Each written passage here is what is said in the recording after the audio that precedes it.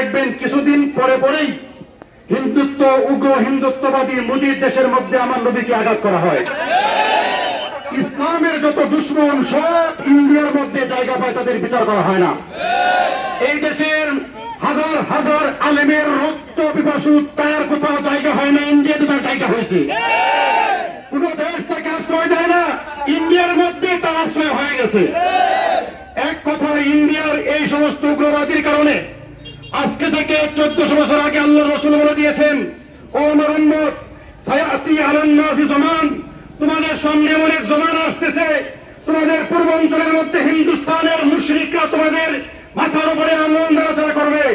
লায়াযুবান্না জাইশুকুম ইলাল হিন্দা, মনে রাখবা এমন দিন আসবে হিন্দুস্তানের দিকে তার চতুর্দিকের মুসলমান কোন একদিন সমস্ত মুসলমান এক হয়ে হামলা করবে।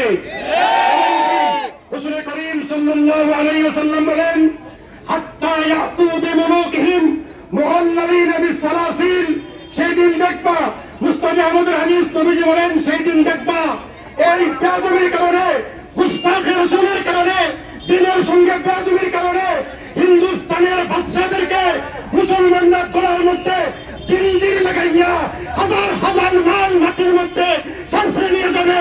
সেই দিন সামনে আসতেছে ইনশাআল্লাহ। আপনারা তৈরি হন, আপনারা তৈরি হন। সেই গজওয়ায়ে হিন্দ চলে আসছে। গজওয়ায়ে হিন্দের জন্য আমি জিজ্ঞাসা করতে চাই, রাসূল যে কথা বলে দিয়েছেন, এই ইসলামে যেই দল এই যুদ্ধের মধ্যে থাকবে তারা জান্নাতি। আপনারা কারা কারা হিন্দুস্তানে মুশরিকদের গলার মধ্যে জিঞ্জির লাগানোর জন্য প্রস্তুত আছেন? হাত তুলে বলেন।